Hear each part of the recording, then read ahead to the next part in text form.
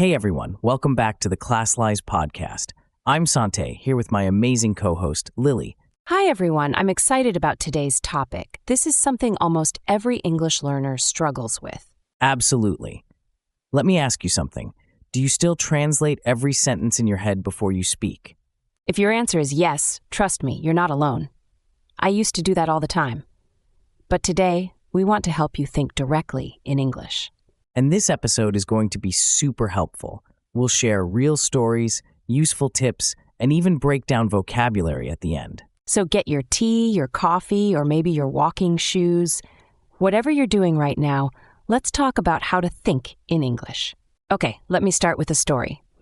This happened a few years ago when I tried improving my English. I was reading an article on my phone, and every time I saw a new word, I would stop, translate it, look it up, and then try to return to the sentence. Oh wow, that sounds tiring. It was, and after 5 minutes I gave up. Not because I didn't care, but it felt too slow. I wanted to learn, but I was thinking in my native language first. And then translating each thought. Exactly, and that made my brain tired. Eventually I stopped reading in English altogether for a while. I've had a similar experience.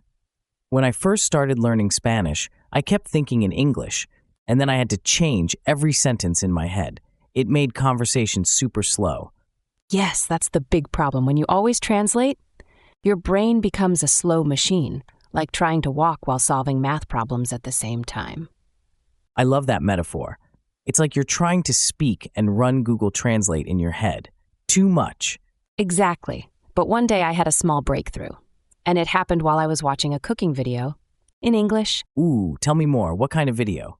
It was a simple recipe, nothing special. The person said, "Now we add the garlic," and I understood it right away.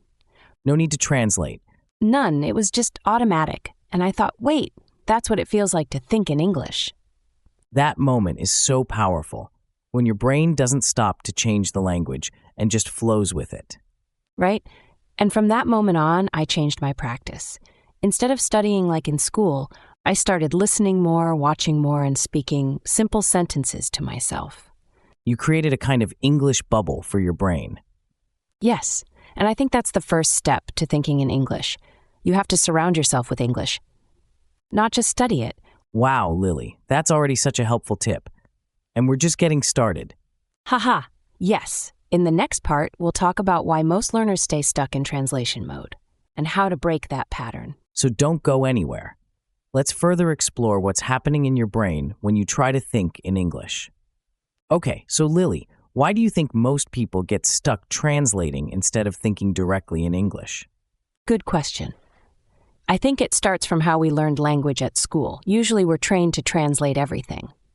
True, like apple, apple, go pergy. Exactly. It's useful in the beginning, but if we keep doing that for years, our brain becomes dependent on translation. So when we want to say something like, I'm going to the store, we think, aku pergi toko, then try to build an English sentence.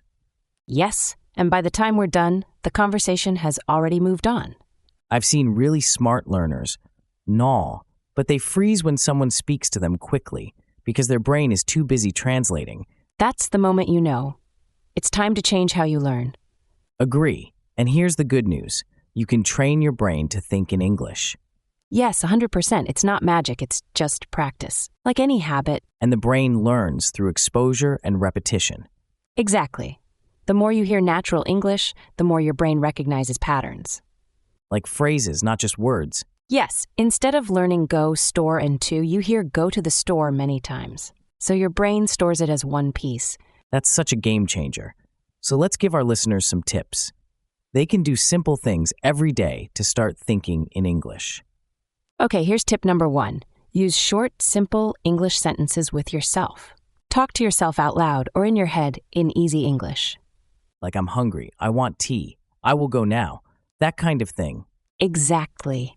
Don't worry about making big, perfect sentences. Just say what you feel or what you're doing. I do that in the morning sometimes. I need to brush my teeth. I have a meeting today. Simple stuff. Yes, that's how children learn too. They hear small things again and again. Okay, what's tip number 2? Listen to English without trying to translate. Just relax and let the sound enter your brain. like when watching a YouTube video or podcast. Yes. Even if you don't understand every word, try to catch the feeling, the emotion, the rhythm. So don't pause every 5 seconds to look up a word. Please don't. That breaks the flow. Just keep going. Later, you can review the meaning, but first, let your brain swim in English. I like that. Swim in the language. Exactly. Which brings us to tip number 3. Read and listen at the same time. Ooh, I love this one. It's so effective. Find something with audio and text, like a podcast with subtitles or an audiobook with the written version. You see the words and hear them at the same time. Double input. Yes, and it helps your brain connect the sound with the spelling, the sentence flow, and the pronunciation. So instead of learning word by word, your brain learns in blocks. Exactly. And that's the goal. It is important to recognize ideas, not just translate words. Okay, this is so helpful. Let's do a quick recap for our listeners. Tip 1, talk to yourself in simple English. Tip 2, listen without translating. Tip 3, read and listen together. Perfect. And in the next segment, we'll go deeper into the psychology of translation and how to train your brain to think in English. So stay with us. Now let's take a step further and explore what's going on in your mind when you try to switch languages. All right, Lily, let's talk about mindset. Because honestly, thinking in English is not just about practice. It's also about how we think about English itself. Agree. Many learners feel afraid to speak, not because they can't, but because they think they're not ready. Yes, and that fear makes them depend on translation. They want to be perfect before they try. But perfection is the enemy of fluency. Fluency is messy. It's full of mistakes. It's about expression, not accuracy. Wow, that's so true. I remember when I finally told myself, it's okay to speak badly. That's when I started improving. Exactly. We never speak at all if we're always trying to be perfect. We keep everything in our heads. And we miss the chance to learn by doing. Yes, so here's a mindset shift. You don't need to know every word. You only need enough to keep the conversation going. I love that. Even native speakers forget words sometimes. Right. We say things like, "What's the word again?" Or we explain around a word we don't know. And that's okay. So for learners, don't wait until your English is complete. It never will be. Exactly. Start now. Make mistakes. Think in broken English if you have to. The point is, you're building fluency. Let your brain build those connections. It gets faster with use. Yes. It's like a muscle. The more you use it, the stronger and faster it gets. All right, let's make this super practical. What does thinking in English look like in daily life? Good idea. Here are some everyday moments when you can practice. When you wake up, say to yourself, "Good morning, I feel a little sleepy." Or, "Today I want to finish my homework." Yes, and while you're brushing your teeth, say, "I'm brushing my teeth now," or "This water is cold."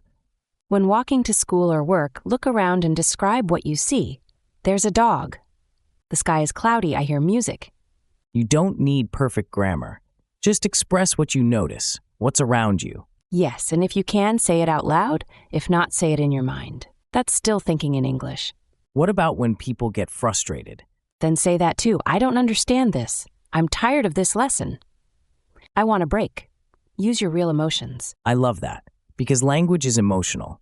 It's about what we feel, not just what we know. Exactly. And when your English becomes part of your thoughts, it becomes part of you. Okay, that was such a powerful section. Let's take a deep breath. And now it's time to slow down and learn some useful vocabulary from today's episode. You've heard these words already, but now our friend Soto will explain them in an easy and friendly way. Here comes your favorite part, vocabulary break. Soto, take it away. Hi friends, this is Soto, and welcome to today's vocabulary break. We're going to learn 7 useful words and phrases from today's episode. These words can help you speak more naturally and think faster in English. Let's begin. Word 1, translate. Definition, to change words from one language into another. Example, I used to translate every word before I spoke. Explanation, when you translate, you take a word or sentence from one language and find its meaning in another. But thinking in English means using the English directly. No need to translate. Word 2, flow. Definition, to move smoothly, like water or thoughts.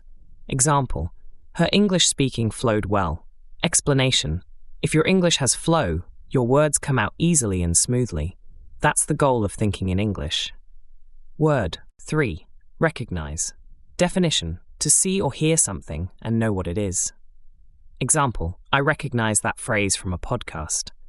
Explanation: your brain gets better at recognizing patterns when you listen more. You don't have to understand every word, just recognize the idea. Word 4. Pause. Definition: to stop for a short time. Example: don't pause the video to check every word. Explanation: when listening in English, it's better to keep going instead of stopping every second. Let your brain enjoy the sound. Word 5. Bubble. Definition: a space that feels separate or special. Example: I created an English bubble by watching English shows. Explanation: an English bubble is when you surround yourself with English sounds, videos, and words, even if just for 10 minutes a day. Word 6. Surround. Definition: to be all around something. Example: she surrounds herself with English every morning. Explanation: this means putting English everywhere, on your phone, in your music, in your mind. That helps you think in English faster. Word 7. Habit. Definition: something you do regularly. Example: thinking in English is a habit you can build. Explanation: a habit takes time to grow, but the more you practice, the easier it becomes. Great job. Try to use 2 or 3 of these words in your thoughts today. Even better, say them out loud. Let English be part of your day. Back to you, Lily and Sante. Thank you, Soto. That was awesome. Now, let's give our listeners a small challenge. Nothing too hard, just one small step. Here it is. For the next 3 days, try to talk to yourself in English, at least 5 times a day. It can be anything, like I need water, I feel tired, this is fun. Use short sentences, no grammar stress, no big vocabulary, just thoughts, simple and real. And remember, even one sentence in English is better than none. That's how you start thinking in English. One thought at a time. All right, everyone. That brings us to the end of today's episode. We hope this helped you feel more confident about thinking directly in English. If you'd like a free practice sheet based on this episode, you can download it from the link in the description. Yes, we made it just for you. It includes a reflection page, today's vocabulary, and a 3-day challenge tracker. Don't forget, fluency isn't a destination, it's a journey, and every small step counts. We're proud of you for taking this step. Keep going. Thanks for listening to the Classlise podcast. See you in the next episode. Bye for now.